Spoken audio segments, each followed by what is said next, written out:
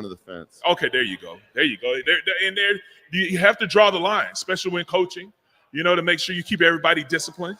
Yeah, hey, you can't be the easy win as a coach. No. Just like a parent. You can't be the easy win as a parent.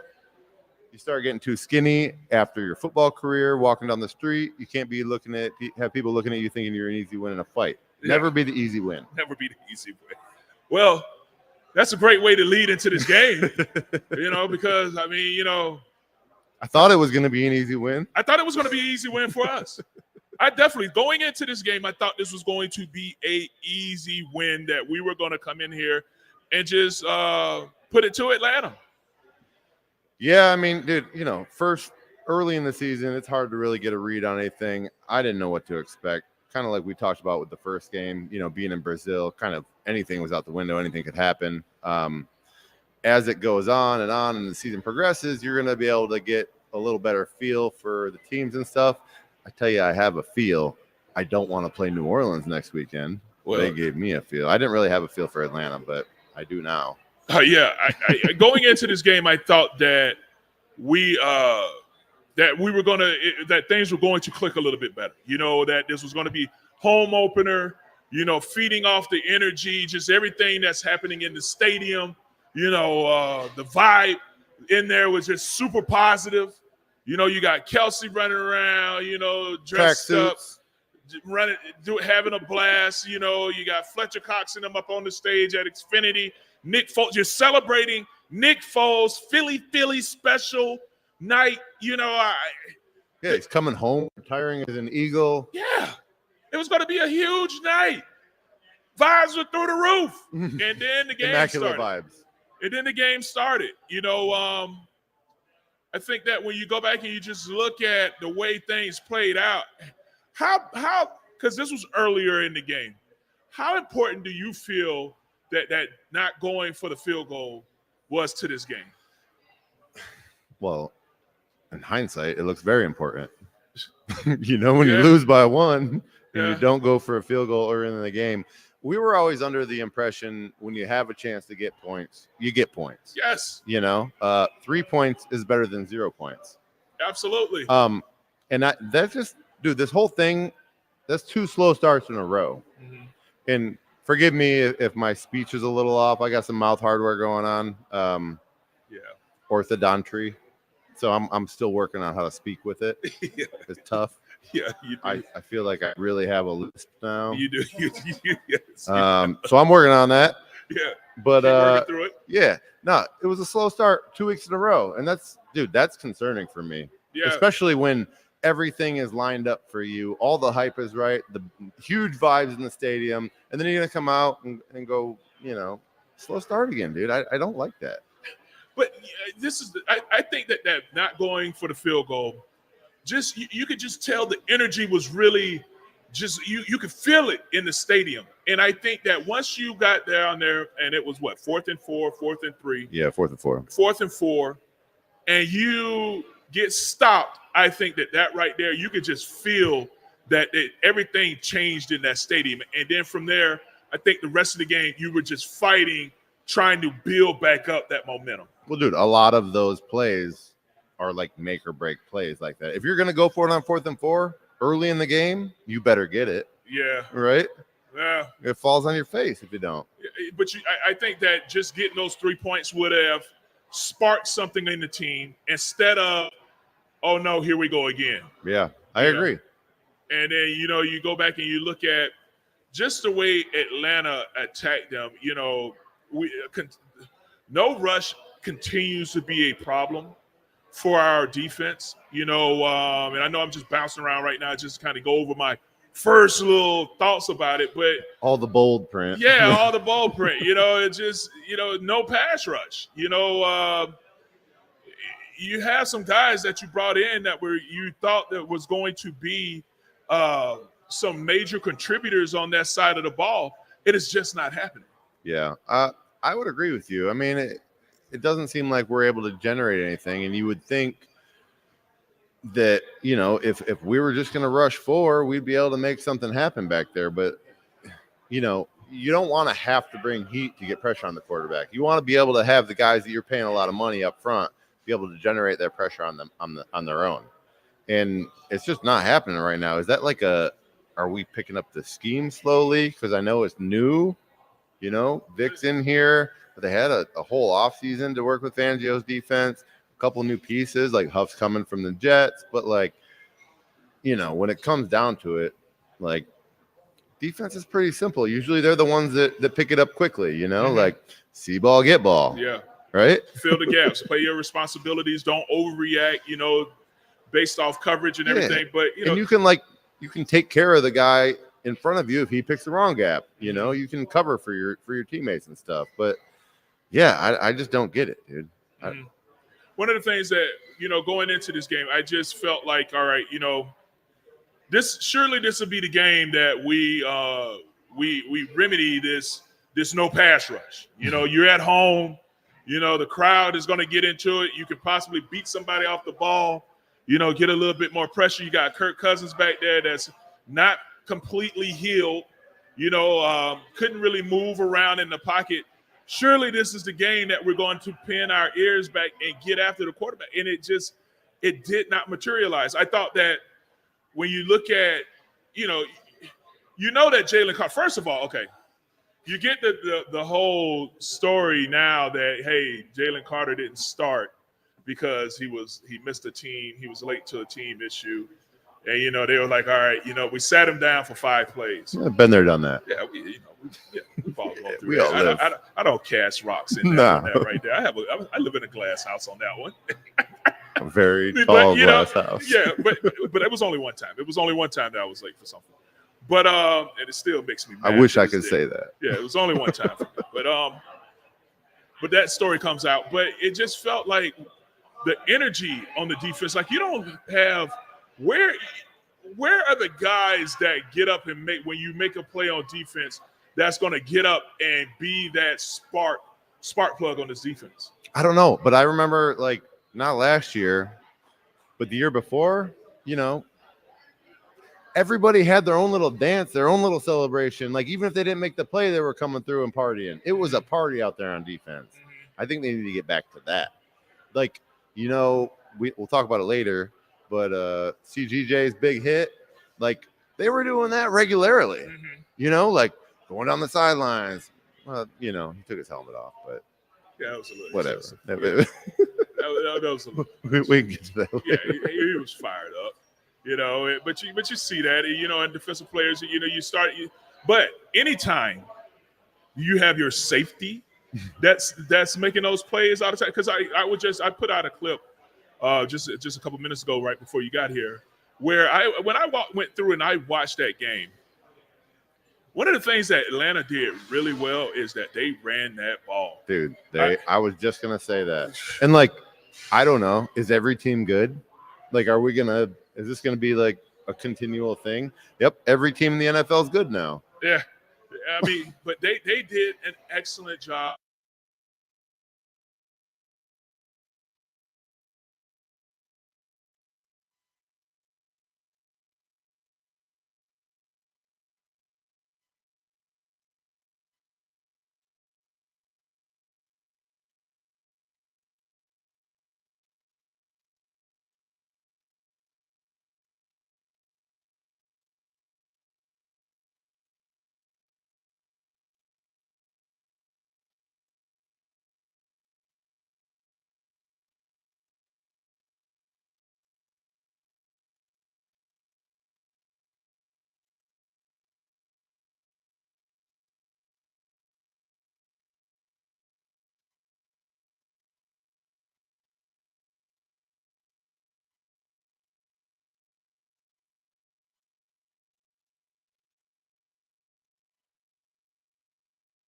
We're just days away from our 2024 iHeartRadio Music Festival, presented by Capital One. The biggest headliners in live music will be taking over T-Mobile Arena, Las Vegas. Plus, some special surprises and moments you are not going to want to miss. Stream only on Hulu this Friday and Saturday, starting at 10:30 p.m. Capital One is the proud presenting partner of the 2024 iHeartRadio Music Festival, bringing great products, rewards, and services to its customers. What's in your wallet? I feel like I'm constantly cleaning hair off my bathroom floor. At least my Swiffer sweeper makes it easy. Sweeper heavy-duty dry cloths have ultra-thick pads to trap and lock hairs, like a hair magnet. And when I'm finished cleaning up my hair, Sweeper takes care of his too. Now the hair's gone, all thanks to Swiffer. Try Swiffer Sweeper heavy-duty dry cloths. I promise you'll love them or your money back. And also try Swiffer Sweeper Wet to make quick work of tough, sticky messes. Hey everybody, this is Josh and Chuck from the Stuff You Should Know podcast. And if you've ever wanted to know about champagne, Satanism, the Stonewall Uprising... Oh, how about chaos theory, El Nino, LSD, little true crime sprinkled in, or maybe something historical like Rosa Parks? Yeah, if you want any of that or anything else you can think of, then look no further. We have you covered. That's right. Listen to the Stuff You Should Know podcast on America's #1 podcast network, iHeart. Open your free iHeart app and search Stuff You Should Know and start listening. Hey, Dr. Lori Santos here. I'm using my voice to support iHeart's mental health and addiction recovery campaign in partnership with Mobilize Recovery. We've all been touched by addiction or mental health challenges, and these often overlap. Nearly 9 million people have a co-occurring disorder, and almost 60% receive no treatment at all. Together, we can fight stigma by normalizing the conversation and even saving lives. If more people feel comfortable asking for help, recovery is possible. Learn more and lend your support at iHeartRecoveryMonth.com. Rita's is falling in love with pumpkin. Get the perfect pumpkin pick-me-up with our pumpkin cold brew frozen coffee, blended with pumpkin cream and topped with whipped cream. Or try our seasonal pumpkin pie concrete, featuring vanilla custard blended with pie chips and pumpkin cream. And don't forget to download our app to start earning rewards on every Rita's trip. What are you waiting for? Stop by today. Be cool, go to Rita's. Be cool, eat a Rita's. Sometimes I struggle to get to sleep. My body stopped for the day, but my mind is still running. So I take ZQuil. ZQuil, the world's #1 sleep aid brand, has a range of non-habit-forming products to fit you and your family's needs. Invest in a great night's sleep for the best you tomorrow. I'm awake and ready to take on anything. Better days start with ZQuil nights. Explore our products at ZQuil.com. Use as directed. Keep out of reach of children. Why'd the kid jump off the boat? I don't know. Why? Peer pressure! Oh. Good one, Ned. Ned isn't funny, but Ned owns a boat, and you don't. So every time Ned tells another one of his unfunny boat puns, you're gonna laugh loud and keep on laughing until you get a boat of your own. A pier! Where you put a boat! Yeah, I get it. And when you do get a boat of your own, make sure you save money by bundling it with your home, auto, or other vehicles with Progressive. Progressive Casualty Insurance Company affiliates and other insurers. Not available in all states. Hey, man, you all right? Need me to call 911? No, call Top Dog Law. Get top dollar for your accident at topdoglaw.com. Once again, that's topdoglaw.com. Hey everybody, this is Josh and Chuck from the Stuff You Should Know podcast. And if you've ever wanted to know about champagne, Satanism, the Stonewall Uprising... Oh, how about chaos theory, El Nino, LSD, little true crime sprinkled in, or maybe something historical like Rosa Parks? Yeah, if you want any of that or anything else you can think of, then look no further. We have you covered. That's right. Listen to the Stuff You Should Know podcast on America's #1 podcast network, iHeart. Open your free iHeart app and search Stuff You Should Know and start listening.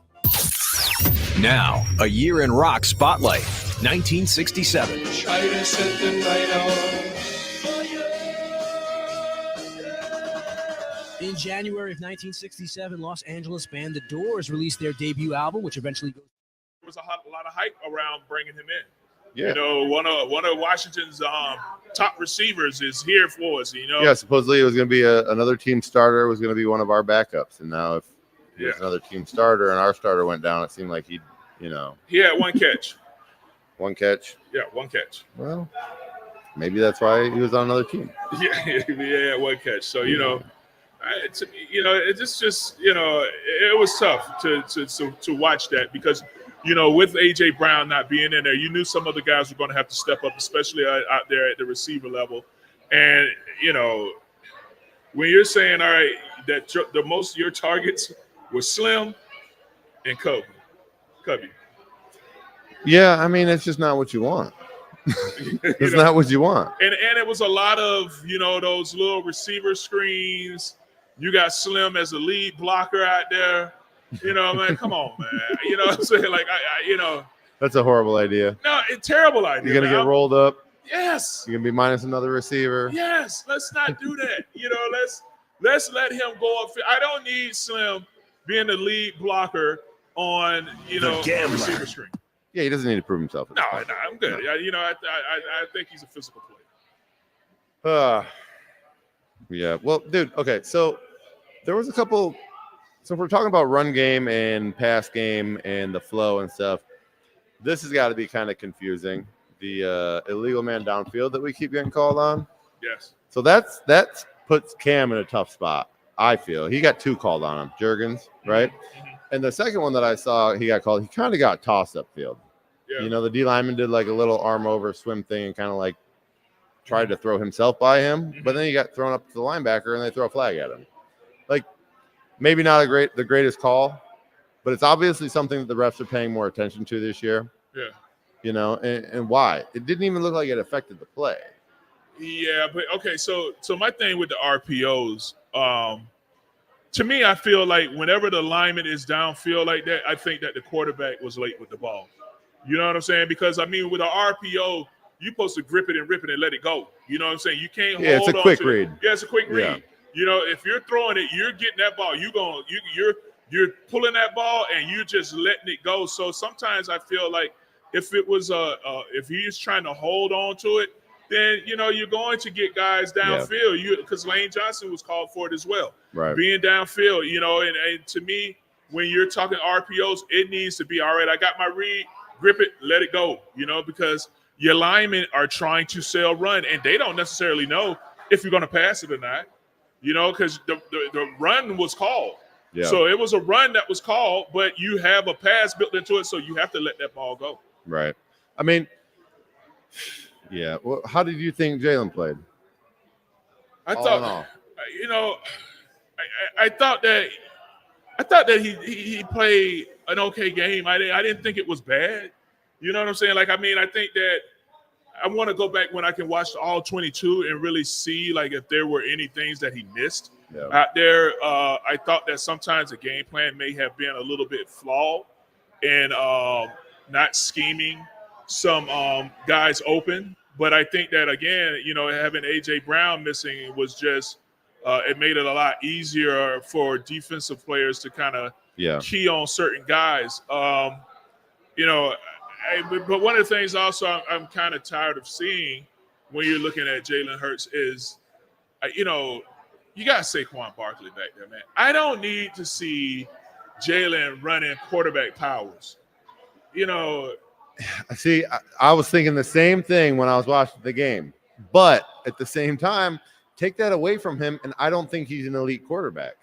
But that contributes to his eliteness. Dude, your list is funny. I know. There's certain words. Eliteness is one of them. Yes. The list. I'm trying to focus. All right. We'll get better. Yeah. But I felt like when to me, I felt like there were just times that it just wasn't. It was a little off. You know what I'm saying? Why don't you just give the ball to Saquon if we want to run? Just give it to Saquon. Now I'm okay. Where if protection breaks down, hey, you got to get up. He did a great job scrambling yesterday, picking up extra yards. Loved it. And then everybody that said, all right, you know what? I want to see more energy out of Jalen. I need him to. He's got it. It's here. And then it was too much. There was too much. That's what you were looking for. Everybody was like, man, I want to see him. I want to see him cut up. I want to see that energy. I want to see that fire. He's too much of a robot. And so you thought it was breaks too much. one and he jumped up. Nah, I thought it was cool. You know what I'm saying? But the referees, it was frowned upon.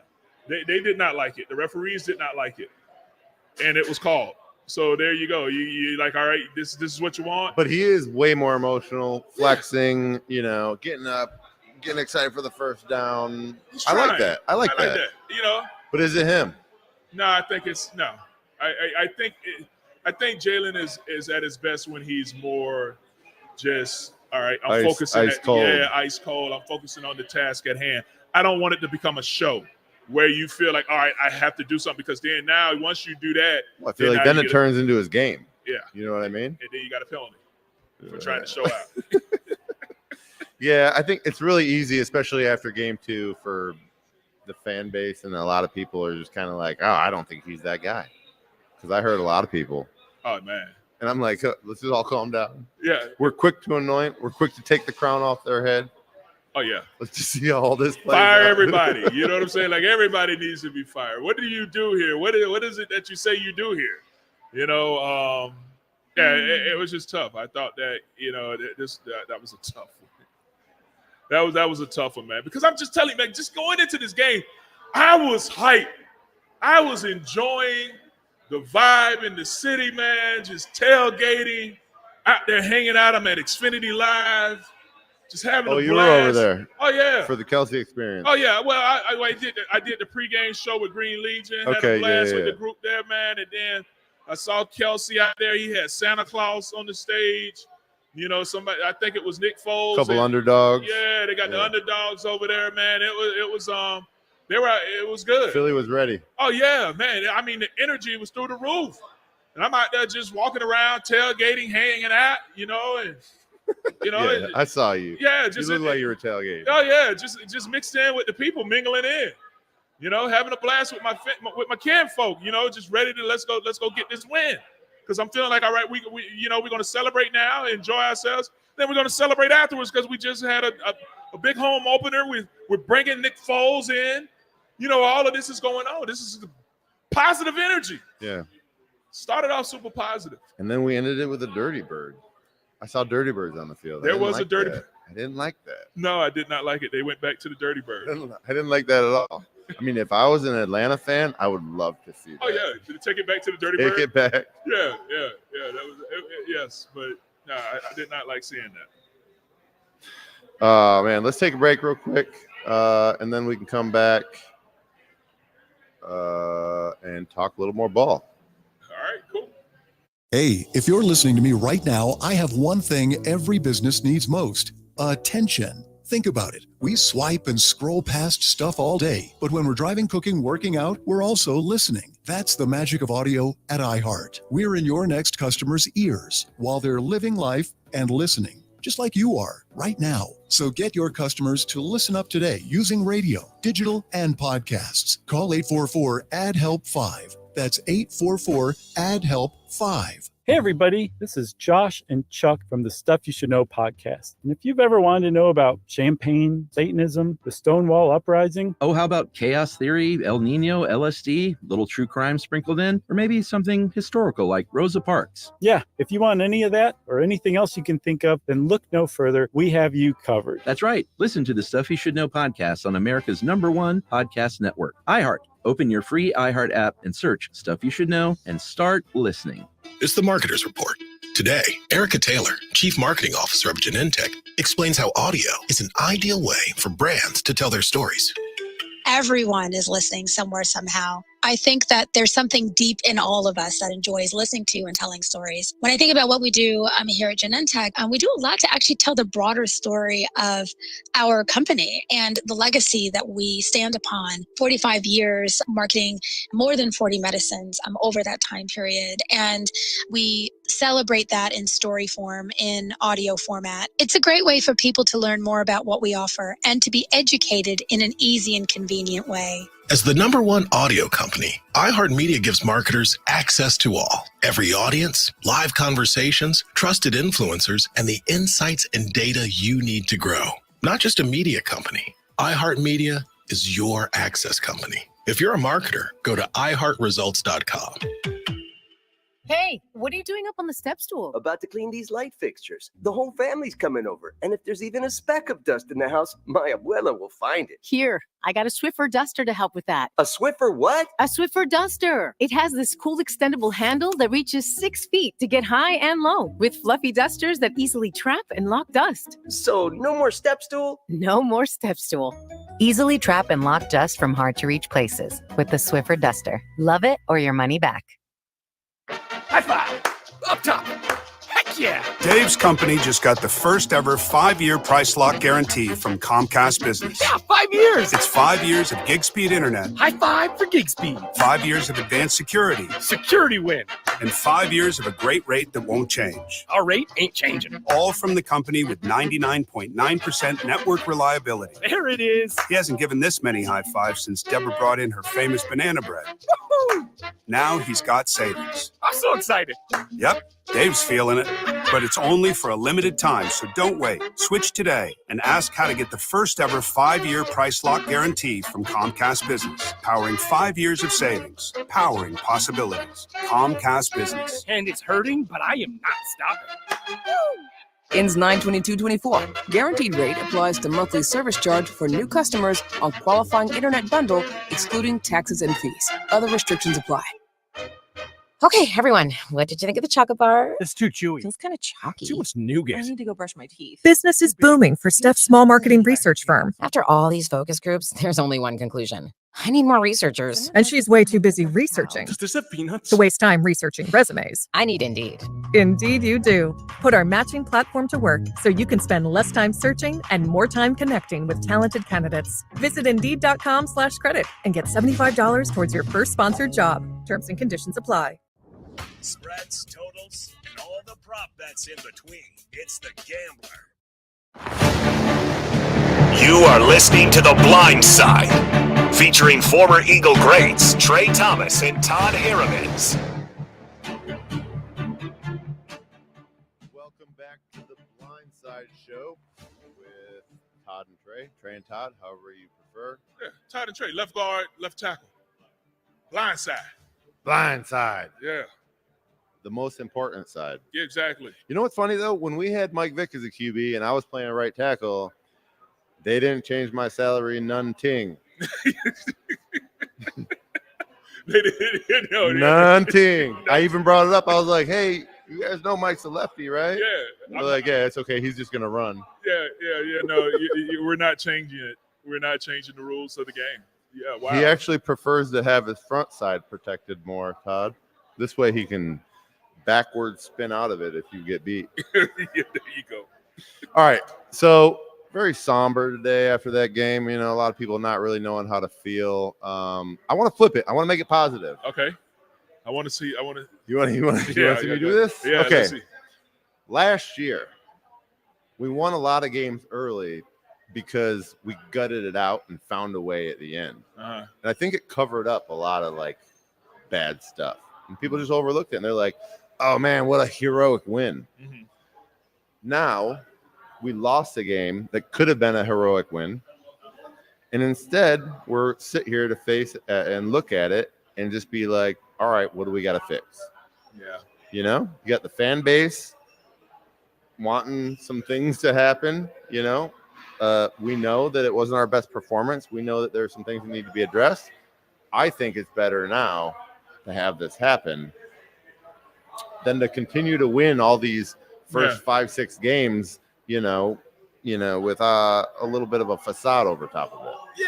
Yeah. It's never good. It's never good to lose. No, it's never good to lose. You know, and I get it. You're like, all right, now I want to, you know, you would rather the mistakes happen earlier on than later. I think they're easier to fix when they happen early. Absolutely, I think so. You know, if you want to put that spin on it, all right. Well, cool. also it's hard to go into the locker room and point out, you know, where these guys screwed up when they're on that victory juice. Yes. Yeah, it's hard. Yeah. You can't tell me nothing. Yeah, you can't tell me nothing. I put the team on my back. Yes. You see these and wins? I made it happen. Yes, right. Yes. You know, I don't want it to, I didn't want it to happen. I was disappointed last night, but I'm going to spin it. I think it's a good thing. I think that we're going to come back stronger, and boy, do we need to. We're going to need to figure out, especially if A.J. Brown is down, we're going to need to figure out something, you know, of what we're going to do. I mean, you know. We need another bad boy. Well, okay, so speaking of another bad boy, you know, okay. Well, apparently there's live auditions during the game, right? For a replacement. Yeah. So it's the position is up for grabs now. And Covey Jacoby had an audition. Yeah, he tried to sneak in. And it was, I Slim guess. Reaper was like, no, not right now. Yeah, no. What are you doing? You know what I'm saying? Like, it was so fun. I'm like, wow, dude. Okay. Kobe was like, nah, I'm a bad boy, dog. I just went 6 for 26, man. Bad boy. Bad boy. 6 for 23, 6 targets. I know a couple of them will call back, do the penalty, but you know what I'm saying? Yeah. It felt like, you know what? There's a slot.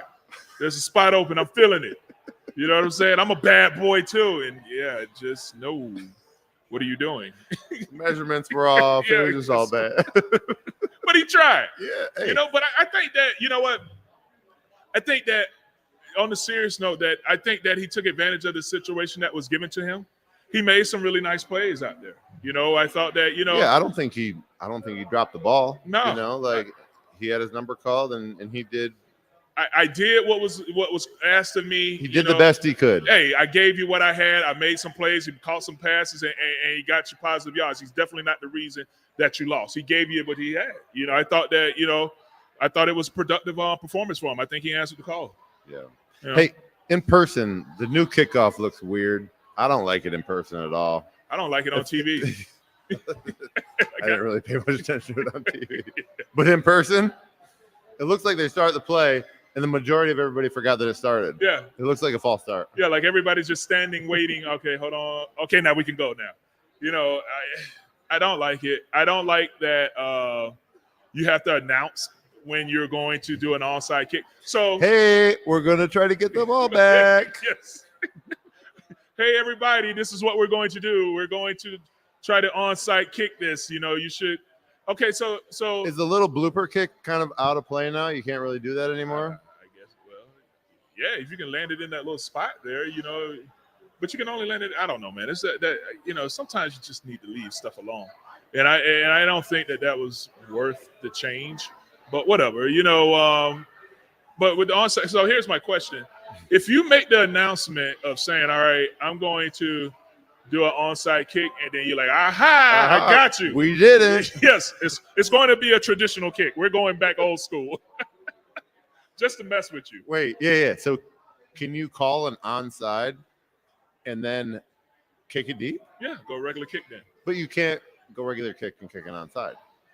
Yeah, no. It seems like that should be a two-way door. Yeah, no, but yeah, you can't do that.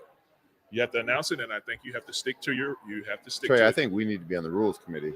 Yeah, with Troy Vincent. Go and sit in there. Hey, I have an idea. I would only go to one meeting. Yeah, I would be done. But yeah, man. So okay, dude. So Chauncey, man, this Marl's Hardware is gonna kill me on this one. Go ahead and work it out. Chauncey Gardner Johnson, right? Yeah, that was good. Had an excellent stop. Probably biggest stop of the game, except for that last interception that actually ended the game and the comeback, right? Yeah. But enormous hit, filled the hole.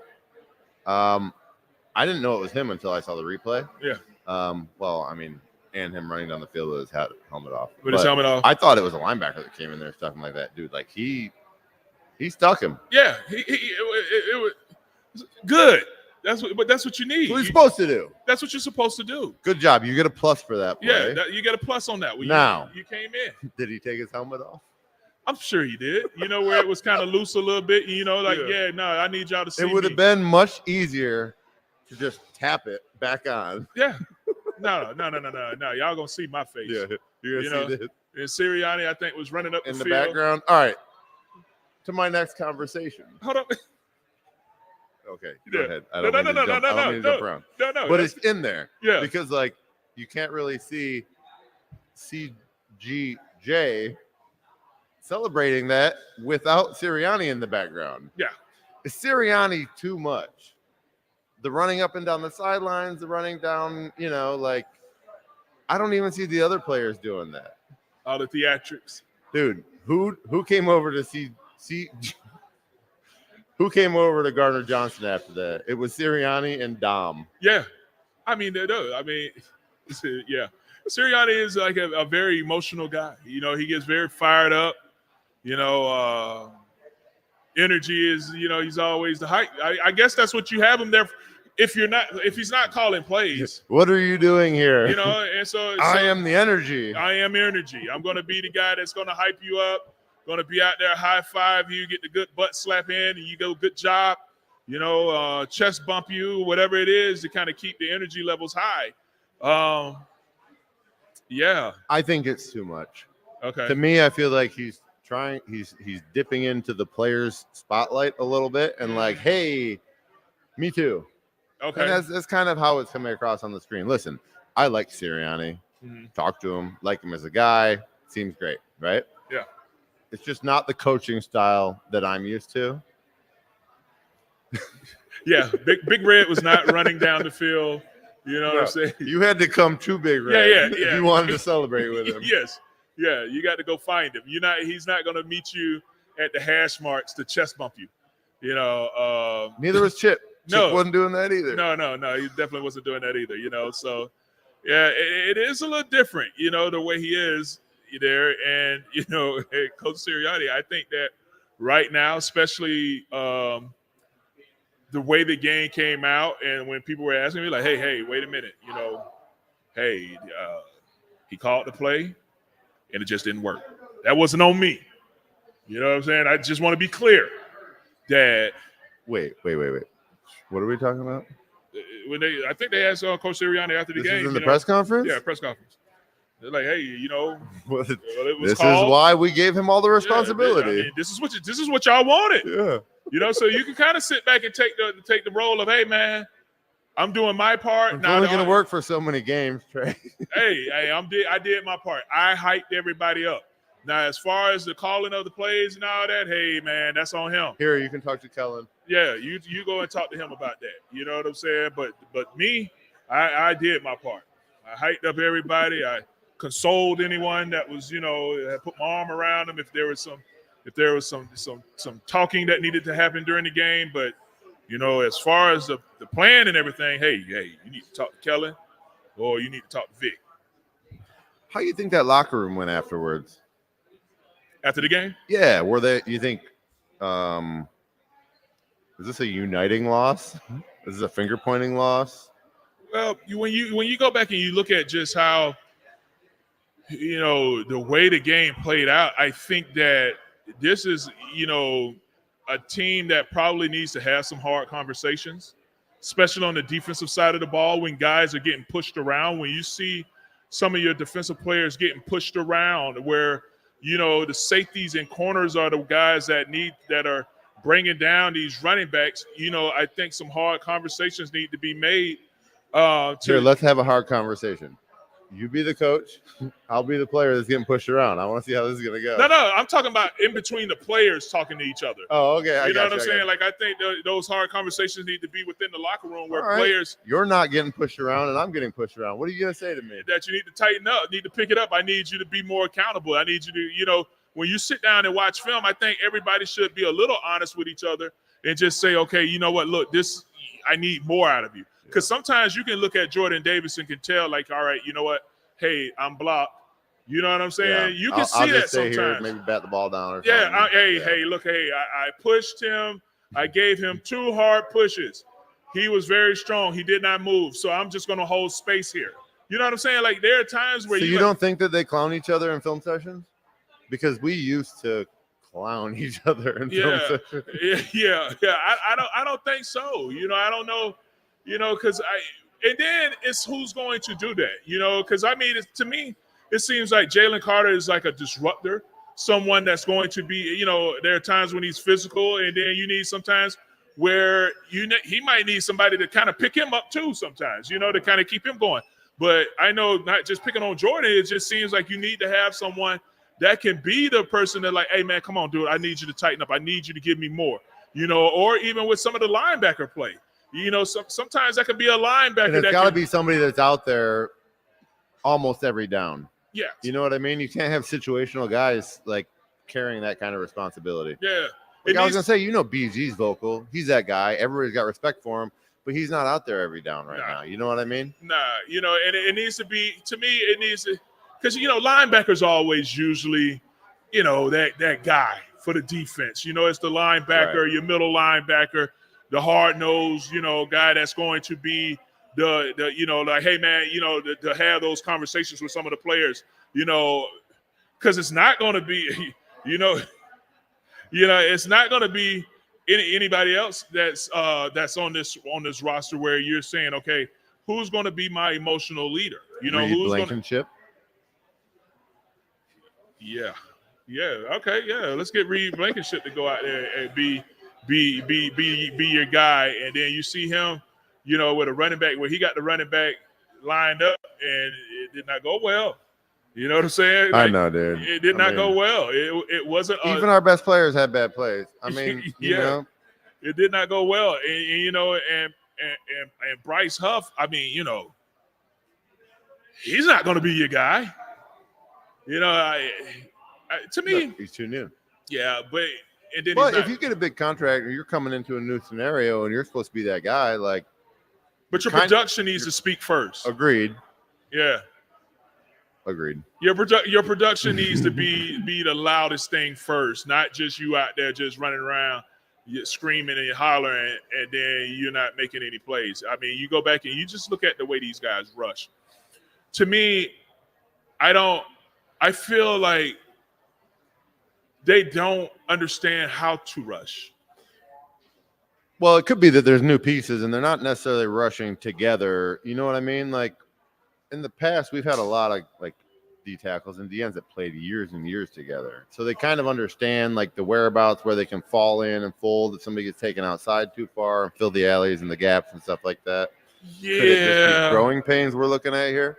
No, I think I think that, what, when it's 3rd and 10, you need to, all the, hey, the scheme and all that, though, it doesn't matter. You need to beat the man in front of you. I need you to give some type of rush. You need to create something, and to me, I feel like you don't see any variety in the moves, even though you don't need to have a lot of moves.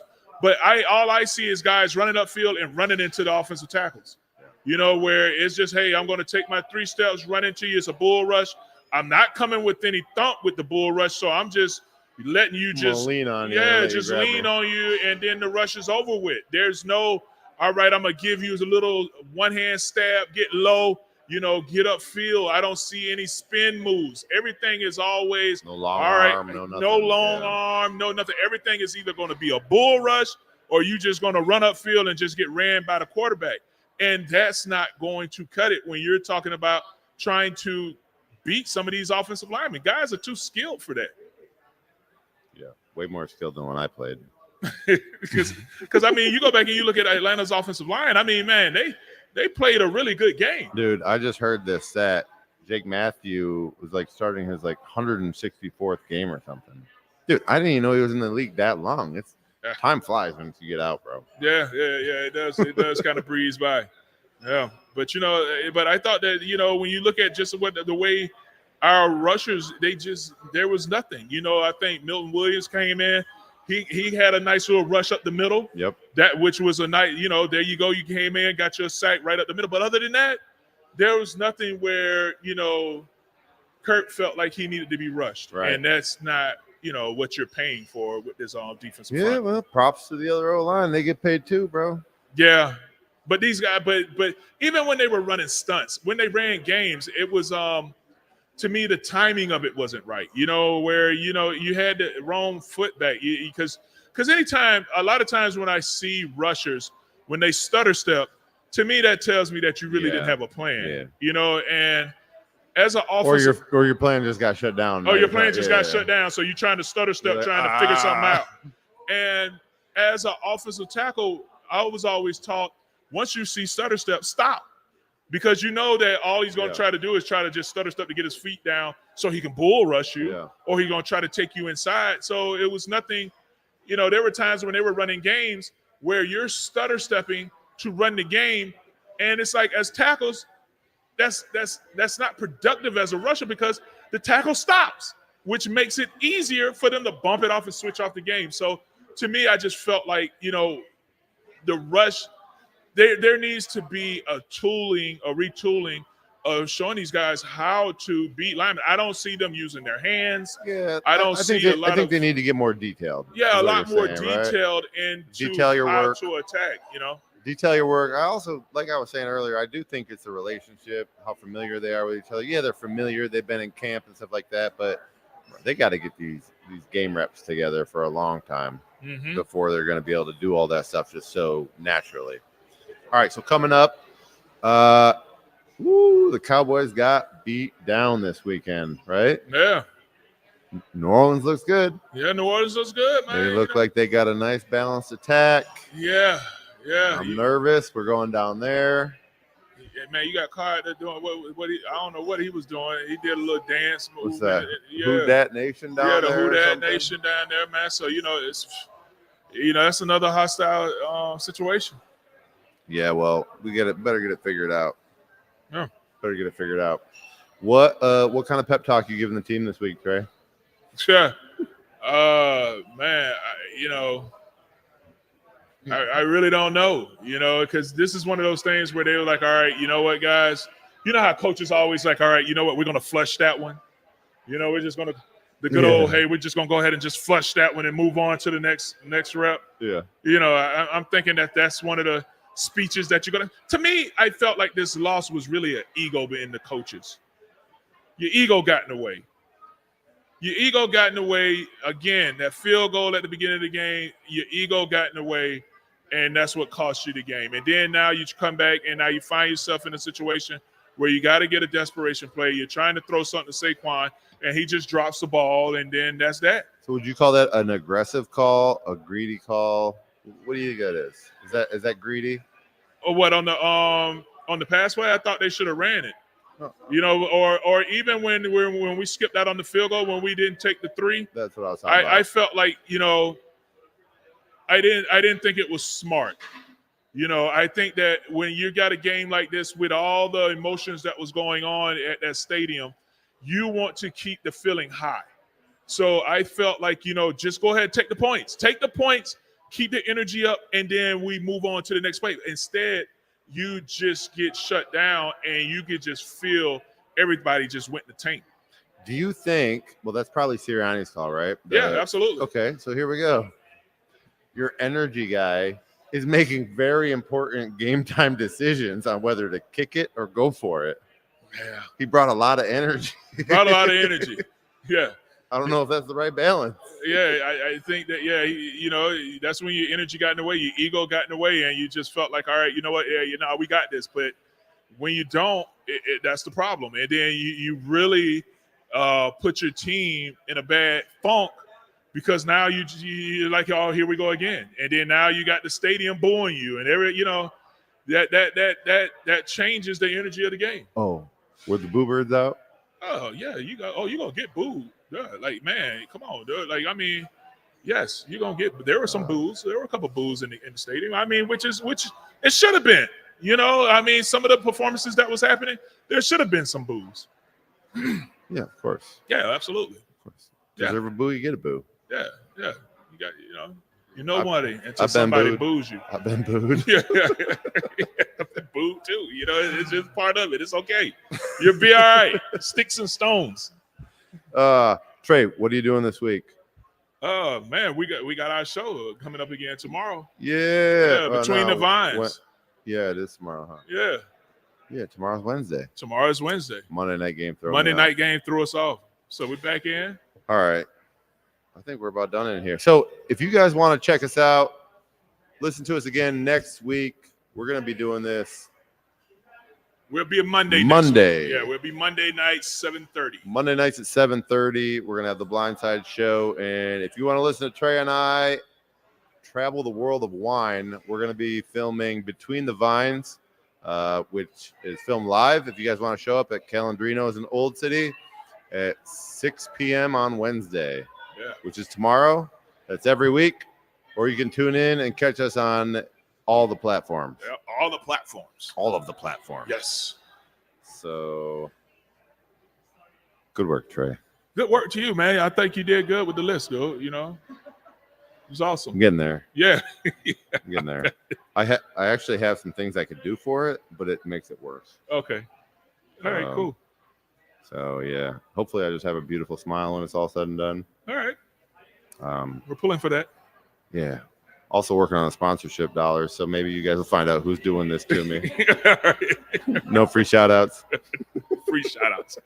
All right, cool, man. All right, guys. All right, Take looking it forward easy. to it. We'll All right, catch you man. Y'all next be week. easy. Get ready to experience Philly like never before, because on October 19th, it's the 3rd annual Philly Bike Ride. Cruise past iconic sites with live music along the way. With well-stocked rest stops, snacks, and a festive 20-mile car-free course. It's perfect for both first-time riders and seasoned cyclists. Top it off with a Finish Festival, complete with food trucks, a beer garden, and games at the Rocky Steps. Register at phillybikeride.com. Save 20% with promo code WDAS20 at checkout. What's that sound? That's the sound